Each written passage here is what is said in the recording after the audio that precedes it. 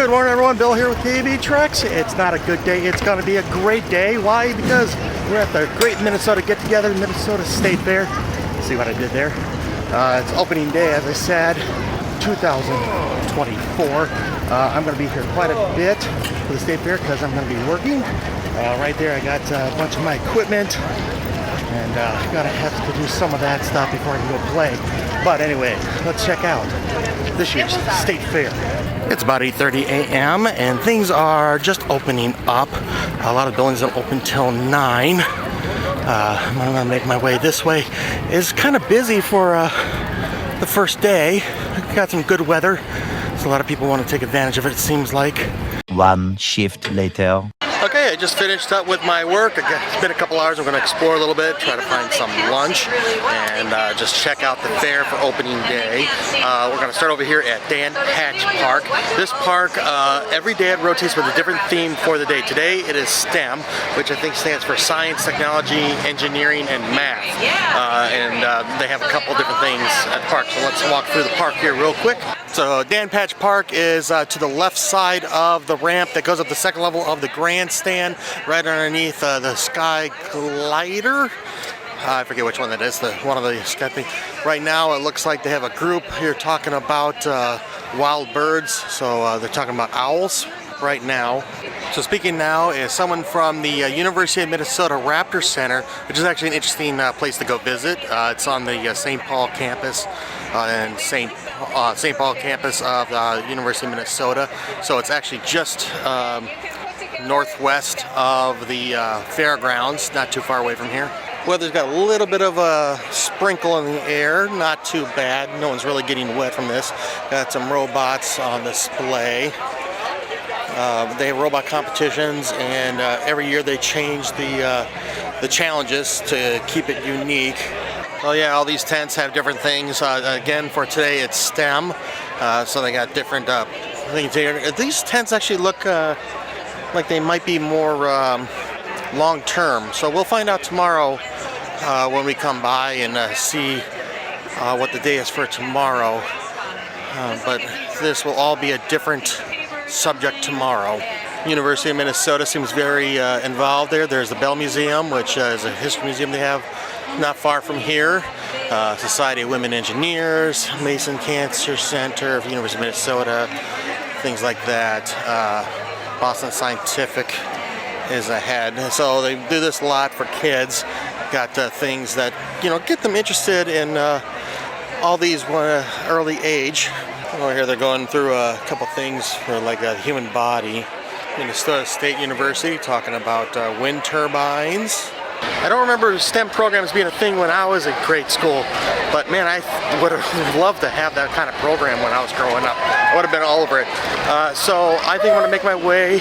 I missed this last year, kinda. I think I'm going to make my way toward the barns. A lot of the farmers had taken their stock back by the time I got to the farms last year, so I want to make sure that I hit that up this year. So I'm going to go just the first day. They're all here, so in theory. It's starting to rain a little bit harder. It's always kind of interesting to see how the crowd's going to react to that. They're all going to take shelter and start leaving.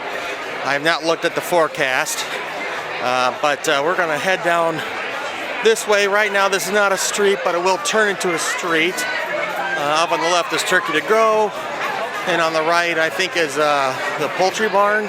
This is a nice little well-known secret, so to speak. If you don't know about it, though, see that sign there for the deli. This is between the poultry barn, Cafe Cribs to my right, Crib A horse barn straight ahead, but you can come over here to this grocery deli, and in there you can get like sandwiches, ponchos, umbrellas, everything that you kind of want, and the prices are really not that bad. It's been here for almost 100 years. Gotta head to the poultry barn. Gotta head on that circle up there. They're having some sort of a chicken competition. They have a bunch of chickens, and then they have rabbits, hares. There's something next to that. Actually got quite the crowd in here right now. Not sure if people are in here because they're trying to avoid the weather, or if they're actually just kind of wandered in here on their own. Wow, these are gigantic rabbits. Wow. I've owned dogs half the size of these rabbits. These guys are huge. I don't know what they weigh, but they are very big. They're like the size of my leg. Different barn. This is the sheep barn. They're talking about different ways you can use the wool. All right, got quite a few sheep. These look very nice. Here's where we're going to have some of the competition. All just kind of getting ready to be shown, or have been shown. I'm not sure what the some competitors are prepping their sheep. A little trim. They do have some hand washing stations next to the exits. Kind of step outside. Looks like they decided to pick up a little bit more. I would still say it's kind of like a sprinkle, not quite raining yet. Gonna try to get into the horse building, but looks like it's closed right now, at least this entrance. Gonna wait here for a second. It looks like they're gonna have some horses come through for one of the competitions, I assume. Okay, here they come. Beautiful. So those horses are going to go up to the Coliseum for the competition. They have a lot of competitions for horses and everything in the Coliseum, where they also have some vendors on the outside. We'll get in there eventually. We're going to go check out the cattle barn next, and apparently everyone else is too, because it's starting to rain a little bit harder. So people are looking for some shelter. Made to the cattle barn. A lot of lovely ladies that are getting ready for the showings. This place is really busy in here right now, again possibly because of the rain, but you can see all kinds of cattle through here. They cut back a lot of the cattle because they have influenza fears, so like no live births at the Miracle Barn for cattle this year. Okay, left the cattle barn, and different thing going on right now. It's definitely raining harder. Over here is where they do milking demonstrations. We're outside on the main street that kind of goes by, and then it just picked up even more. This is fun. Okay, gotta try to find some cover, I think. Oh yeah, it's coming down now, and here comes another horse-drawn carriage.